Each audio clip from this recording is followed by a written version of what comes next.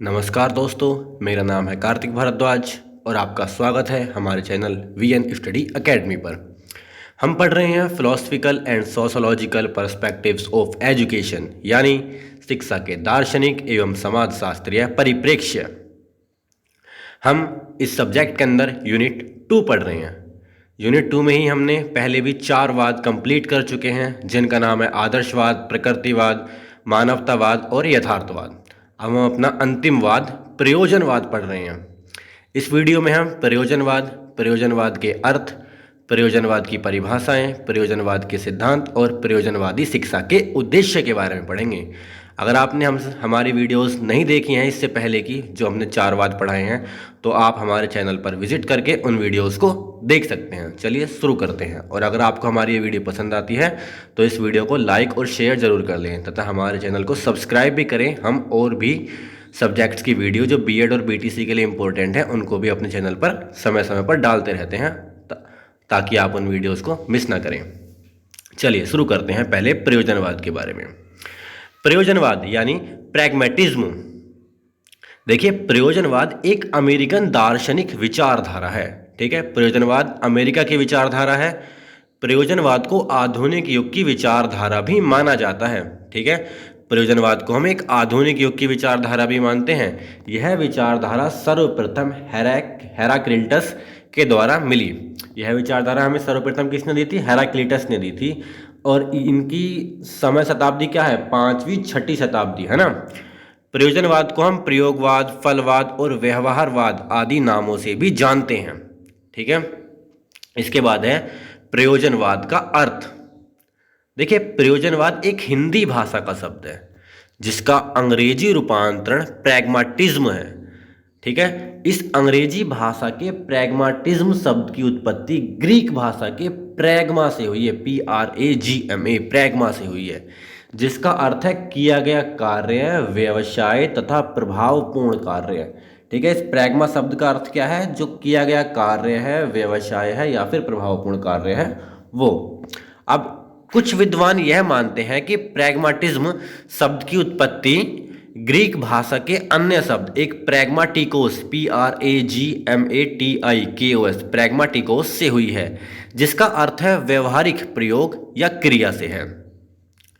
इस प्रकार दोनों शब्दों के आधार पर हम प्रयोजनवाद को व्यवहारिकता कहते हैं। क्या कहते हैं इसको? व्यवहारिकता, यानी प्रैक्टिकैबिलिटी। अब प्रयोजन और उपयोगिता पर बल देने से इसे प्रयोजनवाद कहा जाता है। प्रयोजन यानी प्लानिंग, ठीक है, और उपयोगिता पर बल देने से इसे प्रयोजनवाद भी कहा जाता है। यह विचारधारा प्रयोग को ही सत्य की एकमात्र कसौटी मानती है। यह विचारधारा क्या मानती है? कि हमें प्रयोग करने चाहिए, प्रैक्टिकल। ठीक है, और यही सत्य की एकमात्र कसौटी है। इसके बाद है प्रयोजनवाद की परिभाषाएं, यानी डेफिनेशंस ऑफ प्रैग्मेटिज्म। देखिए, अलग अलग दार्शनिकों ने इसकी परिभाषाएं दी हैं। उनमें से कुछ मुख्य 4 हैं जो कि आपके शॉर्ट क्वेश्चन के लिए भी इंपॉर्टेंट हैं। पहली, प्रेट के अनुसार। ठीक है, प्रेट कहते हैं कि प्रयोजनवाद हमें अर्थ का सिद्धांत, ज्ञान का सिद्धांत और यथार्थता का सिद्धांत देता है। ठीक है, प्रयोजनवाद हमें अर्थ, ज्ञान और यथार्थता का सिद्धांत देता है। दूसरा पॉइंट है जेम्स के अनुसार। जेम्स कहते हैं कि प्रयोजनवाद एक प्रकार की विधि है और इस विधि में कोई नवीनता नहीं है। ठीक है, नया नहीं है कुछ भी। इस विधि के अनुसार व्यवहारिक परिणाम के आधार पर प्रत्येक विचार की व्याख्या करने का प्रयास किया जाता है। ठीक है, थर्ड है रोजन के अनुसार।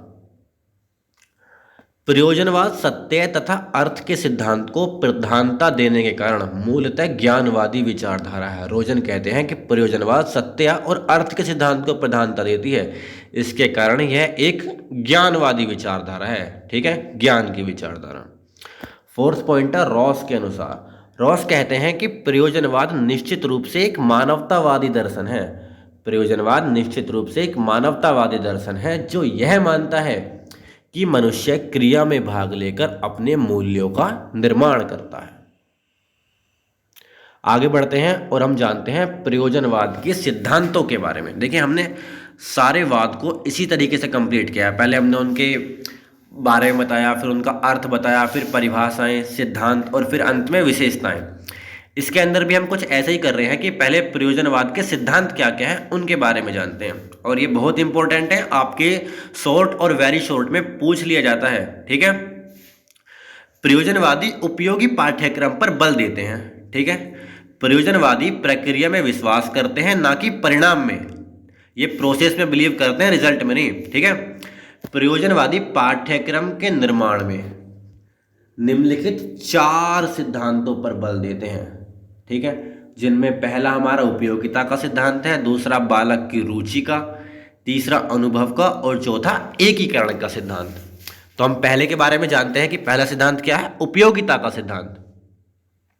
देखिए, प्रयोजनवाद के अनुसार पाठ्यक्रम में वही विषय पढ़ाया जाए जो बालक के लिए उपयोगी हो, जिनका प्रयोग करके बालक स्वावलंबी बन सके। ठीक है, तो प्रयोजनवाद कहता है कि हमारा पाठ्यक्रम ऐसा हो कि उसमें वही सब्जेक्ट पढ़ाएं जो बच्चे के लिए उपयोगी हैं, जो उसके दैनिक जीवन में काम आए, और उनका उपयोग करके वो अपने लिए दैनिक दिनचर्या के लिए खर्चा जुटा सके, स्वावलंबी बन सके वो।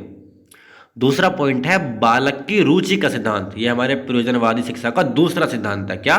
बालक की रुचि का सिद्धांत। प्रयोजनवादियों का विचार है कि बालक को शिक्षा उसकी रुचि के अनुसार दी जाए, कोई भी शिक्षा उस पर जबरदस्ती थोपी ना जाए, मतलब बालक पर कोई भी शिक्षा जबरदस्ती नहीं थोपनी चाहिए। जिस विषय में बालक की रुचि है, बालक को वही विषय पढ़ाया जाए, उसी के बारे में सिखाया जाए।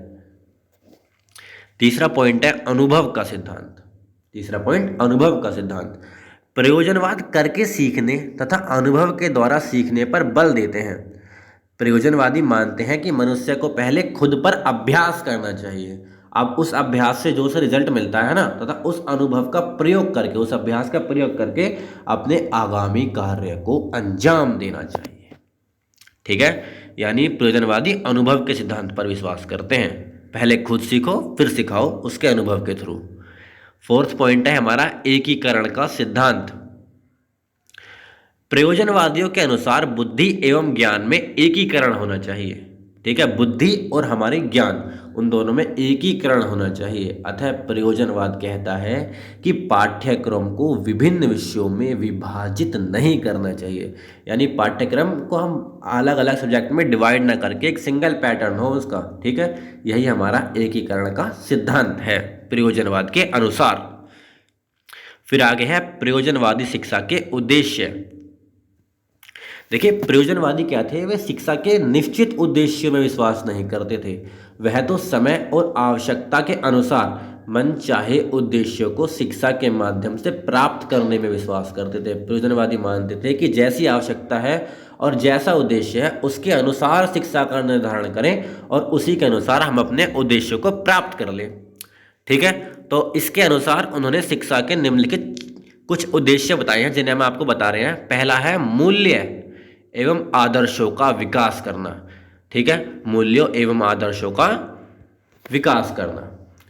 प्रयोजनवादियों के अनुसार शिक्षा ऐसी होनी चाहिए कि बालक स्वयं अपने लिए मूल्यों की रचना कर सके, तथा इसके लिए शिक्षक द्वारा भी समुचित परिस्थितियां उत्पन्न की जानी चाहिए। यानी प्रयोजनवादी मानते हैं कि शिक्षा इस तरीके की हो कि बालक अपने लिए मूल्य, कि उसके लिए क्या इंपॉर्टेंट है, कैसे उसे आगे बढ़ना है, इन सब का निर्धारण खुद कर सके। पर इन सब के निर्धारण में केवल बालक ही नहीं, शिक्षक को भी अपनी ऐसी भूमिका अदा करनी चाहिए कि बालक को विषय चुनने में कोई कठिनाई ना हो। दूसरा, रुचियों एवं प्रवृत्तियों पर बल।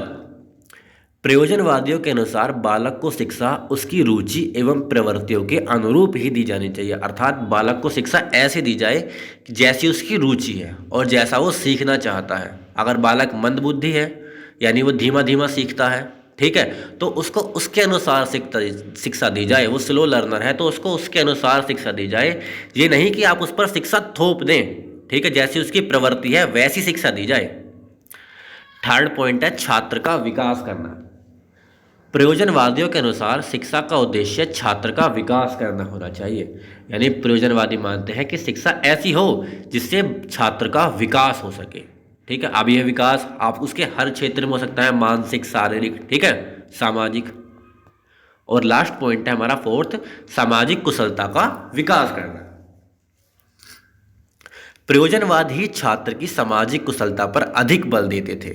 ठीक है। प्रयोजनवादियों ने छात्र की सामाजिक कुशलता पर बहुत अधिक बल दिया और डीवी महोदय ने तो कहा था कि सामाजिक कुशलता का विकास करना ही शिक्षा का उद्देश्य होना चाहिए। यानी प्रयोजनवादी शिक्षा के हर क्षेत्र में ये मानते हैं कि उस छात्र का मानसिक, शारीरिक, सामाजिक चहुमुखी विकास हो उसका। ठीक है। तो दोस्तों इसमें सिर्फ इतना ही था। अगर आपको हमारी ये वीडियो पसंद आती है तो हमारी वीडियो को लाइक और शेयर करें तथा हमारे चैनल को सब्सक्राइब जरूर कर दें और बेल आइकन को भी प्रेस कर दें। ठीक है। धन्यवाद दोस्तों। जय हिंद।